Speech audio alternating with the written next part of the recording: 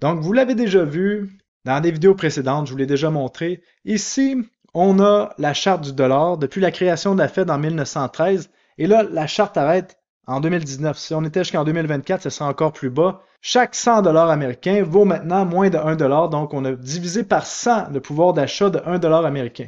Et là, on vous dit que le prix, on vous fait croire dans les médias que l'inflation, c'est le prix des biens qui monte. Mais c'est pas le prix des biens, c'est notre dollar qui vaut moins.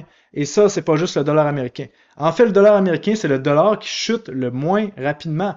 Parce que si vous êtes dans un autre pays que les États-Unis, que vous transigez dans une autre devise, ben regardez ça. Si on compare dans les 10 dernières années l'euro versus le dollar américain, moins 21% pour l'euro.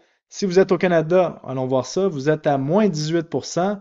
En Australie, moins 29%. Et rappelez-vous que ça veut dire que le dollar américain chute de cette façon-là, en ligne droite vers le bas, vers zéro, et les autres devises vont plus vite que le dollar américain vers zéro. Et là, on peut aller voir des pays qui ont encore beaucoup plus d'inflation, comme par exemple au Brésil, on est à moins 54% sur les 10 dernières années, mais là, si on va voir l'Argentine, moins 99,07%. Donc, vous comprenez que les monnaies s'en vont à zéro, sont adossées à rien. Avant, les monnaies étaient adossées à de l'or qui était dans les banques centrales. Et chaque billet de banque qu'on avait, ben, c'était un reçu qui était l'équivalent d'une quantité d'or en voûte. Mais là, c'est rien. Les monnaies sont adossées à rien et ça crée des trucs comme ça de l'inflation. Pourquoi l'inflation? Ben, c'est parce qu'on est dans un système monétaire adossé à la dette. Et ça, qu'est-ce que ça veut dire? Ben, ça veut dire que le premier dollar qui a été créé en 1913 par la Fed était un dollar dette. Donc, on vous donne un dollar, mais vous devez un dollar et un centime.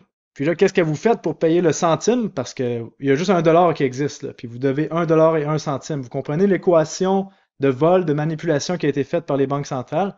Mais on crée un autre dollar, mais là, vous devez 2 dollars et 2 centimes. Mais là, on n'a pas les 2 centimes, on a juste 2 dollars en existence. Et là, on crée une pyramide comme ça, qu'il y a plus de dettes qui existent que de réelles monnaies. Et ça fait qu'on est toujours obligé d'imprimer année après année pour payer les intérêts sur la dette. C'est aussi simple que ça. Il n'y a rien de compliqué dans le système monétaire. Qu'est-ce qui est compliqué? C'est les mots qu'on essaie de vous dire qui sont compliqués dans les médias de masse pour que vous restiez ignorants et stupides. Et là, moi, mon but sur cette chaîne-là, c'est vous faire comprendre le système monétaire. Et là, grâce à cette vidéo, vous allez peut-être en comprendre encore plus. Et justement, on parlait du dollar US qui chutait. Je vous disais qu'il manquait les années de 2019 jusqu'à 2024. Eh bien, on voit ici avec Trueflation, de 2020 à 2024, le dollar a perdu 24% de sa valeur, selon les chiffres pseudo-officiels, en plus de toute la chute qu'on voit ici. OK, donc allons voir maintenant l'image. Donc, les banques centrales impriment de l'argent pour maintenir le système en vie. On vous dit en ce moment qu'on fait du QT, Quantitative Tightening. Ça veut dire qu'on est censé retirer des liquidités du système. Mais depuis un an, on voit qu'il y a de la liquidité qui rentre dans le système. Pourquoi? Personne n'en parle, personne ne le sait, tout le monde s'en fout. La seule chose qui compte, c'est que on fait de l'argent avec les crypto-monnaies, n'est-ce pas? Bon, vous le savez, je vous en ai parlé dans la dernière vidéo, on a les élections qui s'en viennent à la fin de l'année. On va sortir un programme pour imprimer plus d'argent. Ça, je suis pas inquiet là-dessus. Donc, on n'a rien vu, selon moi, dans la montée des crypto-monnaies pour 2024. Parce qu'on est censé enlever de l'argent du système, puis on voit ici que l'argent augmente dans le système.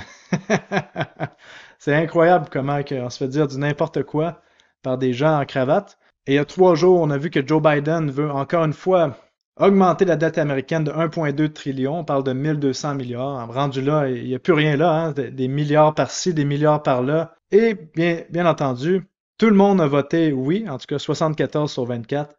Donc, vous voyez, on s'en va vers encore plus d'impression monétaire et ça va faire diminuer la valeur des devises, monter la valeur des actifs qui ont une quantité limitée comme Bitcoin ou par exemple de l'or. Comme Bitcoin, on sait qu'il n'y aura jamais plus que 21 millions de Bitcoin, ben c'est pour ça que ça monte. C'est parce que les dollars valent moins, les Bitcoins valent plus parce que les gens en veulent, mais si on n'aurait pas une demande aussi forte dans le Bitcoin, on verrait quand même le prix monter parce que les dollars valent moins cher. Donc, comment se protéger de l'inflation qu'on est en train de voir? Et c'est là que ça va nous amener au flatcoin. La première idée que certaines personnes peuvent avoir, qui n'est pas mauvaise, c'est de se dire, Ben, je vais acheter du Bitcoin parce que c'est une bonne réserve de valeur. Pas mauvaise façon de penser, en fait.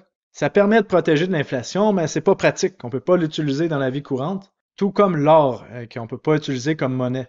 Et c'est là qu'on va parler de Flatcoin. Et justement, parlant de quelque chose qui est drôle, il y a une compagnie minière d'or qui veut acheter pour 24 800 Bitcoin. Donc, on parle de 1,7 milliard de dollars en valeur de Bitcoin. Donc, c'est intéressant de voir ça, qu'une compagnie d'or pense à acheter du Bitcoin. Je trouve ça intéressant. Et bon, le Bitcoin, est-ce que c'est une bonne monnaie? Ben, c'est rendu une réserve de valeur, comme on vient de dire, comme l'or. Donc ça veut dire que c'est pas une monnaie. Une monnaie, en fait, c'est un reçu d'une réserve de valeur. Donc avant, vous le savez, les dollars américains il était possible de réclamer des onces d'or, comme vous voyez ici sur l'image, à la Banque centrale américaine, mais là, c'est plus possible maintenant. C'est de l'argent vide adossé à de la dette.